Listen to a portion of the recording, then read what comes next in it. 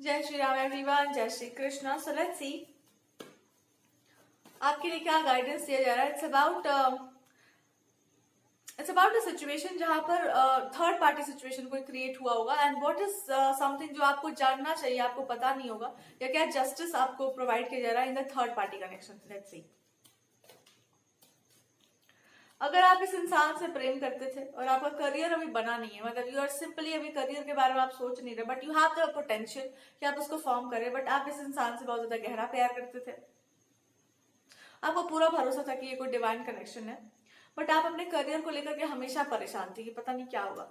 तो यहाँ पर प्रकृति ने आपसे ये कहा या नेचर ने आपसे ये बोला या सिचुएशंस ने आपको ये समझाया कि जिसके पास पोटेंशियल होता है उसके लिए अपॉर्चुनिटीज अपने आप आ जाती हैं, बिकॉज जब आपके पास कोई पावर हो, कोई चीज है आपके अंदर तो चमक रही है ना, जिस दिन मार्केट में आप उतरेंगे उस दिन आपके ऊपर सारी नजरें जाएंगी। लेकिन क्योंकि आप किसी और रिलेशनशिप में होंगे, किसी इंसान के बारे में सोच रहे हैं, रिस्ट्रिक्शंस में है, तो आप मार्केट प्लेस पे नहीं जाना चाहते, ये सोच कर पता नहीं सामने वाले को बुरा लगेगा। तो आपको ये जस्टिस दिया गया इन अ थर्ड पार्टी कनेक्शन कि अगर आप इस सिचुएशन में होंगे जहां पर थर्ड पार्टी होगा, कोई इंसान भी हो सकता है, आपको पता होगा, वो मेरे पास मैसेज नहीं आ रहा है, तो यहाँ पर आ रहा है कि अगर आपने ऐसा कुछ किया था या ऑलरेडी ये हो रहा है तो भगवान जी बोलना चाह रहे हैं कि तुमने सच में गलत किया अपने साथ। जब आपके अंदर इतना पोटेंशियल था तो आपको शुरू से ही अपने आप को लाइट में रखना था, ताकि सारी नजरें आप पर जाएं, ताकि सामने वाले को भी कॉन्फिडेंस रहे कि हाँ जी ये इंसान मेरा पार्टनर है, ऐसा ऐसा इसका नेचर है और ऐसा ऐसा हमको शुरू शुरू एकदम क्लियर होता। पर आपने क्या कर दिया, आपने उस इंसान के बारे में सोच करके एक अलग अप्रोच ले लिया कि इनको बुरा लगेगा, हम नहीं करेंगे काम। अब क्या है यहाँ पर कि सामने वाले ने ये समझा कि आप वो हो नहीं जो आप बोल रहे हैं। अगर आप सही होते तो आप सामने सामने होते, आप ऐसे कैसे पीठ पीछे छुप छुपा कर क्यों है। ये इस चीज ने उस इंसान के मन में डाउट क्रिएट कर दिया कि आप जो भी है वो आप खुल के क्यों नहीं, आप कुछ बड़ी बड़ी बातें कर रहे हैं, आप सामने आ नहीं रहे। तो दे फील लाइक हाँ ये तो बहुत गलत चीज है ना। अब ये हुआ है ना कि आप दोनों के बीच में एक दूरी क्रिएट करके, एक कॉन्फ्लिक्ट क्रिएट करके प्रकृति आपको ये समझा रही है कि आपको जो दिया गया था उसको काम था, सीधे सीधे आपको करना था, एकदम directly on the field on the spot आकर के आपको उसको काम को करके देना था। और आप क्या कर रहे थे, आप उसको घूम घुमा करके कर रहे थे। तो ये करना जरूरी हो गया। अब क्या करना है, आपके काम के ही थ्रू, अगर आप डायरेक्टली वो काम कर रहे हैं तो आपके काम के थ्रू जितना जल्दी आप उस काम को एकदम ओपनली करना स्टार्ट करेंगे, जो भी आपके पास स्किल है जिसमें भी आप उतने ग्रो नहीं कर रहे बट आपके पास एक टैलेंट है, इससे होगा ये कि आप खुद से जानना शुरू करेंगे, अपने आप को फ्री करना स्टार्ट करेंगे, बोलना स्टार्ट करेंगे, अपने लिए स्टैंड लेना शुरू करेंगे और अपने को एक्सप्रेस करना स्टार्ट करेंगे। जब ये हो जाएगा तो अपने आप ये रिलेशनशिप या और भी रिलेशनशिप्स के ऑप्शंस आपके पास आ जाएंगे। ऐसा क्यों होगा, क्योंकि यही एक लास्ट चीज आपको करनी थी यहाँ पर। और जैसे ही आप इस काम को कर लेंगे यू विल फील लाइक कि आप पावर में हैं, आप कंप्लीटली एम्पावर्ड हैं। और अगर प्रॉब्लम ये है ना कि अब पता नहीं कनेक्शन बनेगा कि नहीं, तो आपसे भगवान जी ये बोलना चाह रहे हैं कि सामने वाला चिड़ा ही इसी बात से है कि तुमको जब यही करना था तो तुम शुरू से क्यों नहीं किया, क्यों नहीं किए, ये सब होने के बाद करने का क्या मतलब था।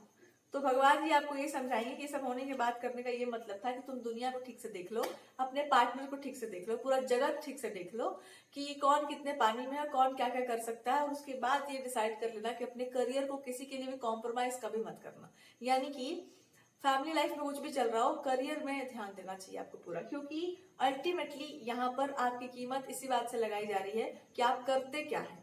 सामने वाले के दिमाग में भी यही था कि आप क्या कर रहे हैं, आपका वर्क क्या है। तो जब यही प्रायोरिटी पे था तो तुम अपने काम पर ही पूरा ध्यान दो ना, और उस इंसान को समझने दो कि बिना प्यार के जीवन कैसा होता है, क्योंकि कभी कभी कुछ बातें समझने के बाद ही समझ आती हैं।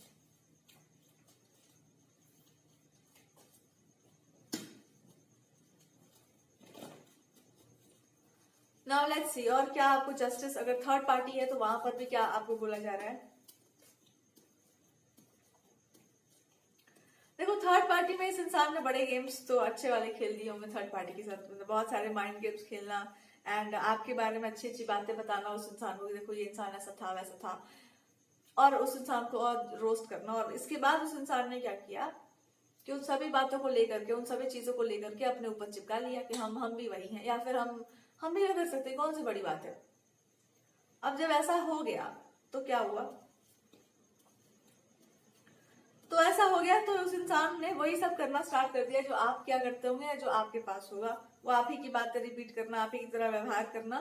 और फिर क्या हुआ, एक स्प्लिट पर्सनालिटी हो गया इस इंसान के साथ, कि इस इंसान का पूरा नेचर था एक प्रैक्टिकल डोमिनेटिंग इंसान, और ये आपके जैसा फेमिनिन बनने के प्रयास में, डिवाइन फेमिनिन या इस तरह के अप्रोच में घुस करके आपके जैसी बातें करना, आपके जैसे बोलना, आपके जैसे बनना। एक टाइम पर इस इंसान को लोगों ने ये कह दिया कि तेरे साथ क्या है, साइकोलॉजिकल कोई प्रॉब्लम चल रहा है। और इस बात पे आपके पार्टनर को बड़ा मजा आया। This person was just trying to show this person कि वो इंसान अलग है, तुम अलग हो, दो अलग अलग लोग हैं, आपको उसके जैसा बनना है तो फिर आपको फिर वैसा बनना पड़ेगा। तो इस इंसान ने क्या कर लिया कि उसको भी हम चिपका, अरे हम कुछ भी कर सकते हैं, आई कैन डू एनीथिंग। तो इस पर्सन के दिमाग में बस यही होगा, थर्ड पार्टी के, कि हम कुछ भी कर सकते हैं यार, मेरे पास पूरा मतलब I am so intelligent, I am so knowledgeable, मेरे लिए कोई बड़ी बात नहीं किसी भी चीज को पढ़ करके उसको घूट जाना, मैं कर लूंगी, मैं आई कैन डू दैट, इसमें कौन सी बड़ी बात है। इन्होंने जब ये किया होगा दे अंडरस्टूड कि भैया आदमी को भगवान ना अपने अपने तरीके से बनाकर भेजते हैं। आप किसी चीज को पढ़ सकते हैं, आप उसके जैसा हो नहीं सकते। अगर आपने अपना जीवन नहीं लगाया है उस पर, तो आप एक अलग टाइप के पर्सन हो सकते हैं। इस बात से आपके पार्टनर को बड़ा मजा आया। दे वर वेटिंग कि बस ये आप, मतलब वो सोच भी नहीं सकते थे, एक्चुअली वो सोच सकते थे, बट इट फेल्ट लाइक कि इंसान करेगा क्या। एंड उन्होंने ऐसा कुछ कर दिखाया जो बड़ा एक्स्ट्रा ऑर्डिनरी था। उन्होंने सब कुछ चिपका डाला आपका, आप ही जैसा बनने का पूरा प्रयास किया, स्प्लिट हो गया पर्सनैलिटी। आपके पार्टनर ने इस चीज का इतना गंदा मजाक किया, इतना गंदा तरीके से रोस्ट किया है इस इंसान को, थर्ड पार्टी को।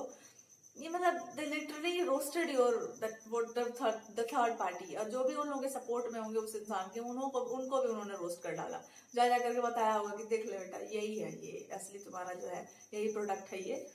And they have very blood, बहुत खराब जबान हो सकता है इनका, या बहुत बिटर इनका हो सकता है। बहुत ही गंदा और बहुत बुरा वाला ट्रीटमेंट थर्ड पार्टी को मिला है। एंड बहुत सारे लोगों को भी उन्होंने बोला होगा कि देखिए इनको बढ़िया से समझाइए कि क्या बात है, this person is too much. इन्होंने बहुत लोगों को इन्वॉल्व भी किया हुआ है इस चीज में, कि देखो देखो क्या है सही और क्या है गलत, थोड़ा सा आप अच्छे से एनालाइज करिए अगर आप लोगों के पास दिमाग है तो, एंड देन सी कि इस इंसान ने क्या कर डाला है। तो इस इन्होंने जो हरकतें की थी ना, उसके लिए बहुत गंदा बुली किया गया, इनको बहुत गंदे तरीके से इनको मिसट्रीट किया गया है। या लोगों ने, या जिनके पास नॉलेज थी, दे हैव कम्प्लीटली सेड कि भाई ये तो फ्रॉड है, गलत है, चीटिंग है, फालतू की बात है। इन्होंने सिंपल लोगों ने भी इस चीज को कैच कर दिया था कि ये क्या चल रहा है भैया यहाँ पर। तो ये हो गया है थर्ड पार्टी में। व्हाट इज द गाइडेंस और what is the justice for you, और whatever is that this person ने ऐसा क्यों किया, why they did whatever they did.